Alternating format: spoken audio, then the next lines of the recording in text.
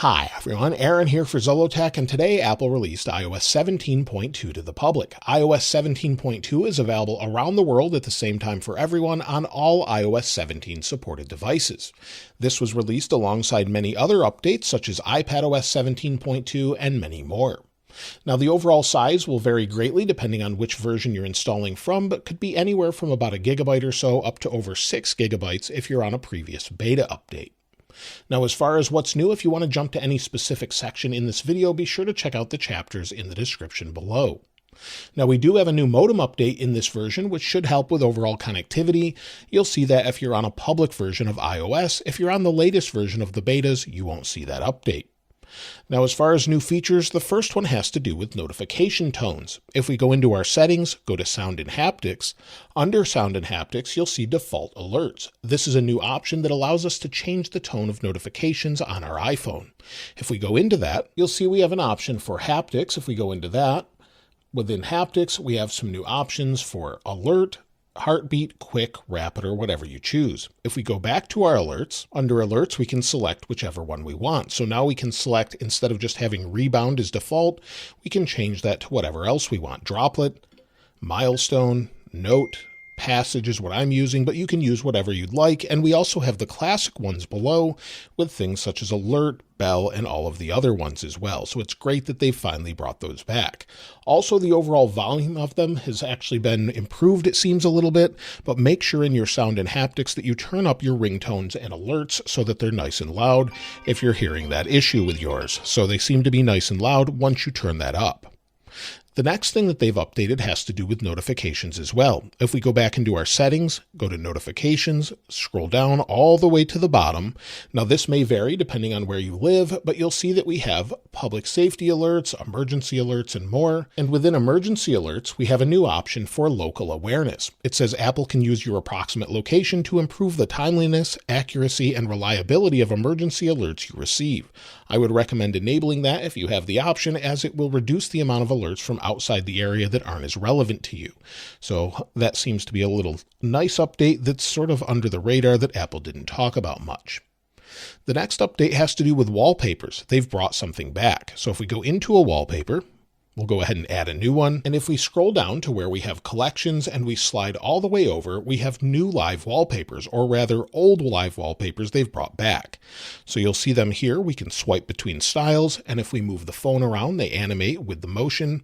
We've got yellow, orange, red, purple, blue, warm silver, cool silver, and then some options here with light mode and dark mode as well. So if you want to use those, they've brought them back. They haven't brought all of the live wallpaper back just yet, though. Now, if you've been following iOS 17 since they announced it in June and then released it in September, something we've been waiting for is an all-new journaling app. Under Journal, if we go into it, you can actually lock your journal and then create a journal every day, an entry if you want to, based on locations you've visited, music you've listened to, and much more.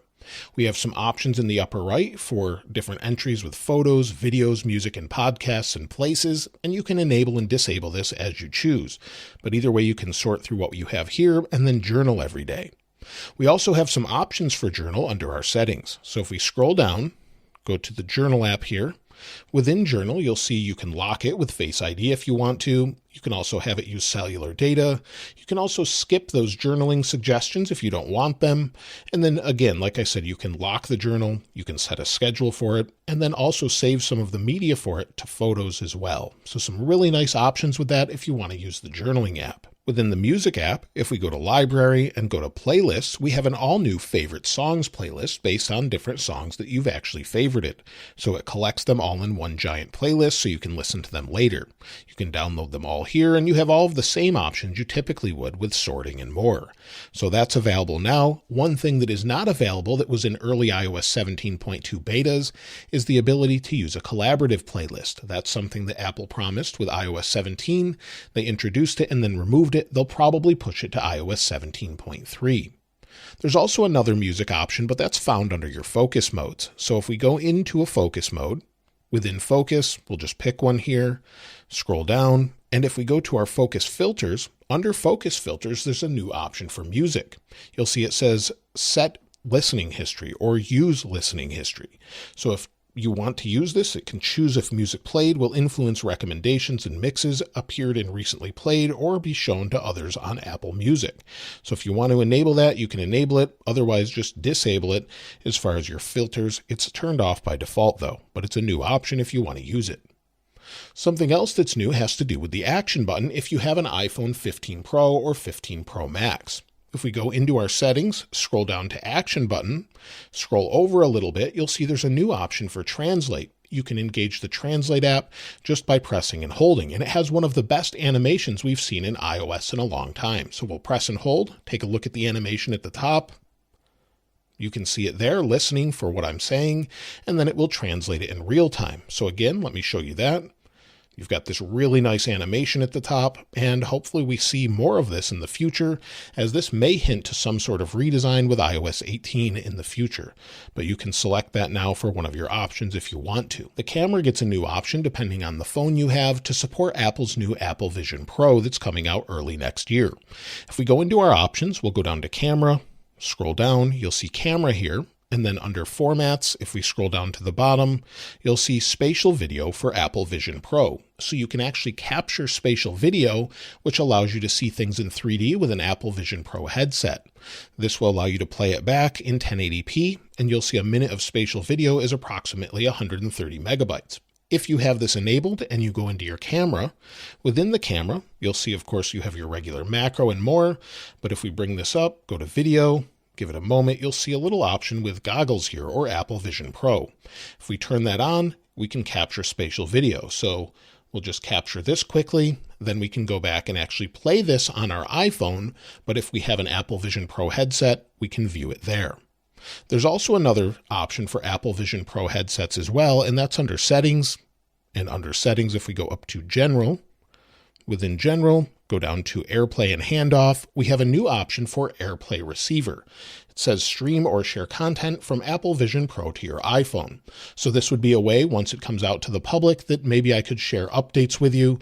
You can stream it to your iPhone and then you can see it, and then you can allow AirPlay for everyone or require a password.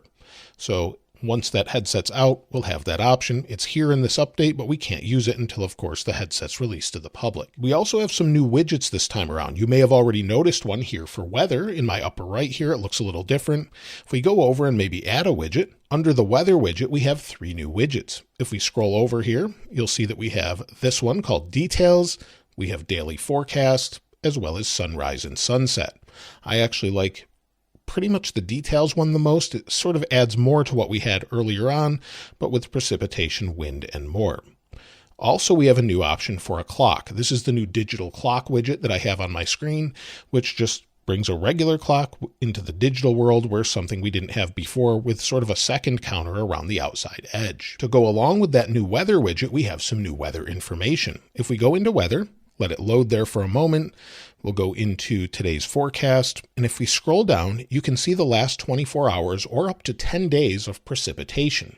So you'll see that here with precipitation totals, again up for 10 days if you have that many days of rain.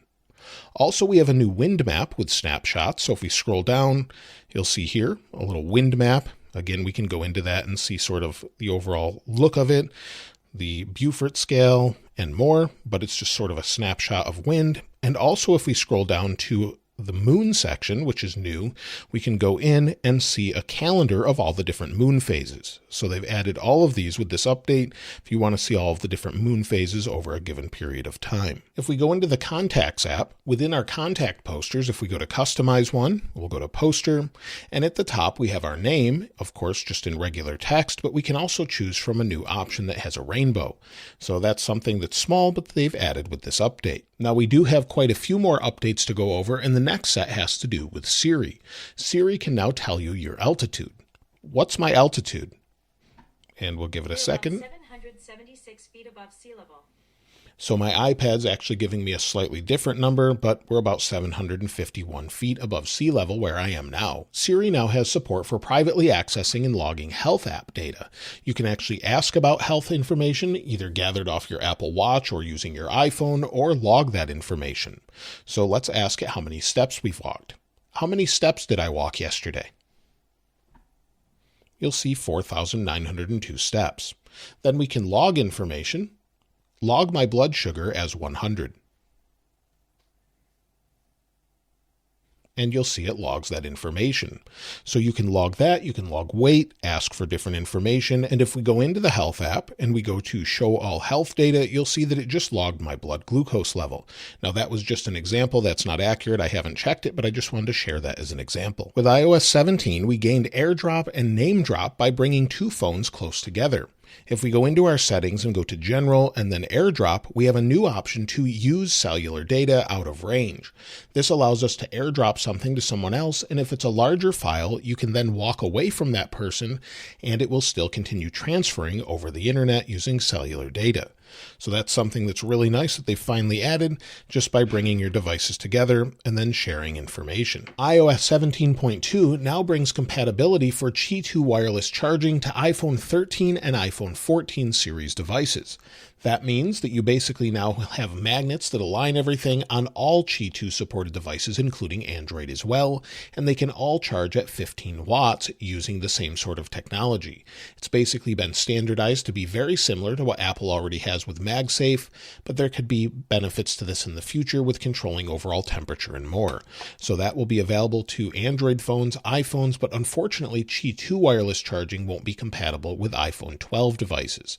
So it's only 13 and 14 series devices. Within Messages or iMessage, we have some new updates. If we go into this and maybe you're in a conversation with someone that's left hundreds of replies since you last were able to check it, or a group conversation with the same sort of amount of replies, we don't have a set amount, but there will be an arrow here that allows you to catch up with the conversation where you last left off. So you don't have to go look for where you were speaking last, you just tap it, it brings you to that point, and you can catch up from there.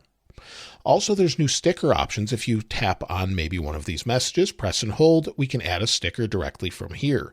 Before, we actually had to bring up our menu. Now you can just go into your stickers, add whatever you'd like, go back with emojis, any of the stickers or anything else. So if you want to do that simply, you can just tap on one of the messages and add it from there. Also, there's a new Memoji that's been updated. So if we go into our Memoji here, so we'll go in. When you're editing a Memoji, if we go all the way to the right, you'll see we have an option for body. I think this is more for Apple Vision Pro on a FaceTime call, but we have an option to adjust the weight, chest, shoulders, and arms. So you can adjust those however you'd like and just customize it to your liking.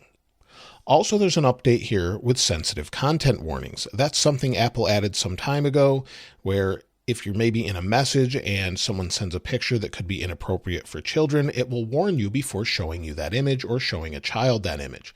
It's turned off by default, but you can enable this in your settings. And if we go into our settings, then we go under screen time. Within screen time, if we go down to communication safety, we can enable that for sensitive photos and videos. So this isn't new, but it now carries across to stickers and also contact cards as well. Now, if we go into messages in our settings, so we'll go back here, go up to our name at the top, and under Apple ID, if we go to iCloud, you'll see under Show All that we have a new text here where it says Messages in iCloud. Before it just said Messages. Also, if we go back to our Apple ID settings, scroll to the bottom, you'll see a new option for contact key verification. This allows you to enable verification of who you're talking to in iMessage to actually be sure that who you're speaking with is who they say they are. So if we turn this on here, you'll see it says contact key verification. Contact key verification allows you to manually verify who you are messaging by comparing contact verification codes in person or over the phone. So if you want to enable that, you can, but you will have to have all of your devices updated with iOS 17.2 or the latest updates so that it works properly. So make sure you've done that, then you'll be able to enable this. Also within settings, if we go under General, you'll see we have a new section for Applecare and Warranty. Before, this was named Coverage and it was found under About. Now we can go directly into our Applecare and Warranty and see the current warranty settings or updates for all of our different devices. So you'll see that under one menu now. Instead of just Coverage, they've renamed it appropriately to Applecare and Warranty. If you're using AirPods with your iPhone and maybe you're on a phone call or someone messages you and it actually announces what's being said in the message, this has been updated a little bit to describe the photos that you're actually viewing.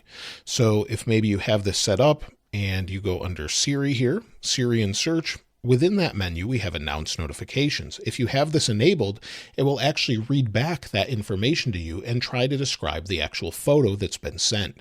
So that's something that's really nice, you'll notice once you're updated. If you use the News app, there's a new option under the settings. Within our news settings, you'll see live activities. So if you're following something that's news related within the app, you'll have a live activity option that pops up and gives you real-time results such as elections and more. Within the TV app, they've updated this a little bit as well. If we go into TV, give it a moment to load here. If we go into the store option, they've consolidated what we had before on previous versions where we had movies and TV separate. All of them are just carried under store, so they're both found in the same menu now. Within the Fitness app, they've updated this with a new audio option. So if we go into Fitness Plus, if you subscribe to that, and then maybe we scroll down and we'll just start one of our fitness workouts. Within that workout, if you tap the three dots in the bottom right for a menu, you'll see what pops up is audio focus. You can now focus the audio on the trainer or the music. This is available here and on your Apple TV as well. So it's really nice to be able to change that around to whatever you care to hear most or a little bit louder than the other. If we go into files and maybe we have a PDF, there's new options where we can autofill a form. It will actually recognize that you have fields to fill in and then you can autofill those with names and addresses. So it just makes it a little bit easier to work with PDFs in general. Also, if we go into Books, this has been updated. If we go into Books, we'll give it a second to load.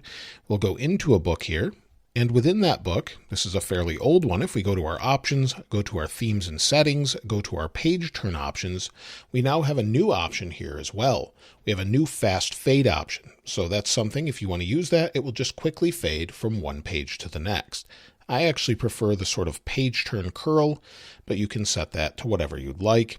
I like the actual book look that we had with the original iPad when it was introduced. Within Safari, they've updated this within bookmarks. So if we go into our history tab here, and you'll see our history, if we tap on clear, it now remembers what we've last selected. So we have last hour, today, today and yesterday, and all history, and you'll see it's already selected today and yesterday. So if we select all history, next time we come in here, it will actually have that selected. So it's just a nice convenience update for clearing your history. We have some keyboard updates in iOS 17.2, and if we go into our settings and then general and then keyboard, within keyboard, you'll see a new option for show predictions in line. That's while you're typing, it will show you predictions of what it thinks you're going to type next. If you want to disable that, you can now do that. Additionally, we have some new keyboards. So if we go into keyboards, add a new keyboard, and then we'll search for SAMI. We have 8 new SAMI keyboards. So that's something they've added with this update. Also, we have some updates to Apple CarPlay where the background sort of fades to the color of the album artwork. Very similar to whatever you're playing, it will sort of fade to that. So that's very subtle and shows up as you're changing songs. Also found within the code in iOS 17.2, it seems that it can actually update over the air when it's in the box before Apple sells it to you. This is something Apple's been working on so that you can actually get the device with the latest update. So in the store, they should be able to update these if the code is still there with the public release. Also, there's some bug fixes in this update, and the one particular one that they mention has to do with preventing wireless charging in certain vehicles. After Apple fixed wireless charging in BMWs, it sort of broke the option to do that in GM vehicles, some Lincoln vehicles, and others. That should now be fixed with iOS 17.2. So other people were having issues just charging in general, whether that was with MagSafe, using the Lightning or USB-C cable. They've fixed those charging issues this time around, so hopefully it's fixed for everyone now. As far as additional bug fixes, they haven't mentioned anything else. Apple has also updated security in iOS 17.2. If we go to the security website, and on Apple's security release website, if we scroll down, you'll see the latest releases. Now, typically by the time I release these videos, Apple hasn't updated their website yet with what they've actually fixed. It can take minutes to hours to actually update that. So I'll link it in the description if you want to check it out. But if you want to see the latest release, just scroll down. It will show the impact. The description is what they fixed, and then they also show who suggested that there was an issue and help them find that issue overall. So be sure to check that out again with the link in the description. As far as additional bugs that still remain in this update, well, there are a couple. They seemingly have fixed the Wi-Fi bug according to many, but Apple hasn't said publicly whether they've done that or not. Many people said that it should be fixed by now. with the iOS 17.2 betas and release candidate seems to be much better, but we don't know 100%, at least at the time of this video. Also, we have an issue with the wallpaper. If I pull down the actual notifications or go to the lock screen, you'll see we have a nice vibrant wallpaper. If I swipe back home, it sort of fades or dims and loses saturation. So that's something we've seen over and over with this update that they haven't fixed yet, and I actually submitted feedback for. Also, as far as assistive access, there's an issue there with a contact bug. If you're using assistive access, so we'll cancel this, go back to our accessibility settings. If you go into this and you have assistive access enabled, assistive access actually allows you to use sort of a different layout and then have larger app icons. If you go into a contact and try to select one and then place a phone call, it doesn't work at all. It doesn't recognize the text input. So that's a major bug that's still there. There's also the notification bug where if you have notifications and you swipe up and down, it just doesn't show up right. And some people are still seeing this keyboard not show up when they go into Spotlight Search.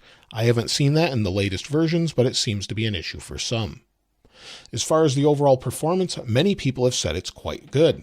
As far as it just sort of using it in day-to-day use on older devices such as an iPhone 11 or up to the iPhone 15 Pro Max, ProMotion is nice and smooth and the usability of it is quite good. It's very fast, things are fluid, and like you would expect, going in and out of apps as you've seen in this video are very good and quite fast overall. As far as the overall temperature, well, the phone hasn't really been warm at all. Running the last couple betas, especially the release candidate, it's nice and cool to the touch. Just using it daily, going through all of the different features I'm sharing with you with the screen on the whole time, it's staying pretty cool to the touch. Let me show you the thermals with that with the thermal camera. At the hottest point, we have about 85 to 86 degrees Fahrenheit, or about 30.9 degrees Celsius to 31 degrees Celsius. So overall, it's staying nice and cool.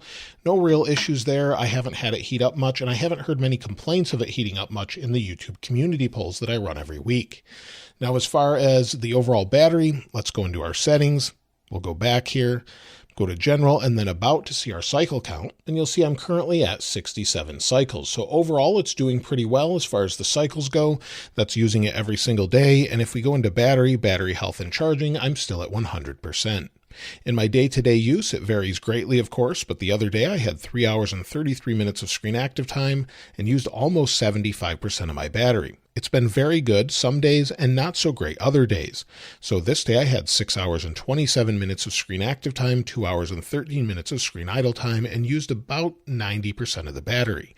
Most people are saying it gets them through a day though, no issues with that, and you'll see the different apps I was using here, but depending on what you're using, of course, will make this screen time vary greatly, but it does get me through a day without an issue, and most people say it's better than iOS 17.1.2 at this point. Now, as far as if you should install iOS 17.2, well, I would definitely recommend it for security updates, sort of getting 99% of the iOS 17 features, and at this point, it's fairly refined. That doesn't mean it's without bugs, but Apple will continue to patch this, so definitely I would recommend it for that. You could give it a couple days to see how it's going, but I think it's been pretty stable for most people, at least based on the YouTube community poll that I mentioned before. As far as the next releases, well, typically this time of year, Apple will put out a beta, maybe a day or two after the final release of iOS 17.2, usually around maybe Tuesday, Wednesday. It just depends on what day this release is released, and then the next day usually is when they put out the beta. So iOS 17.3 Beta 1 could be as soon as tomorrow. Then we probably won't have another beta until the second week in January like they do every year. That's typically what Apple does. Last year we had a final release, so iOS 17.3 could release sometime around the third week of January. That seems highly unlikely at this point, but they could release it like that. Last year they released it on the 23rd with iOS 16.3. Then, of course, we'll move on to the next, and iOS 18 will be shown for the first time typically in June. So look for all of those, hopefully a redesign with the next major update in June, but at this point we haven't seen that. As far as benchmarks, I'll share what I had last, so if we go into Geekbench here, and I just ran benchmarks again, and we have 2,913 for single core, 7,227 for multi-core. If we take a look at the history, you'll see that it's pretty good overall, where It's close to what we had before. It goes up and down typically every time you run it, but it's nice and fast, performing as expected. All of those same changes are also on iPadOS 17.2 with the exception of the Journal app, as the Journal app will be brought to iPad and Mac a little bit later according to Apple. But iPadOS 17.2 also gains the updates with messages, music, and more. So that's everything with iOS 17.2. I'll link this wallpaper in the description like I normally do, and if you haven't subscribed already, please subscribe, and if you enjoyed the video, please give it a like.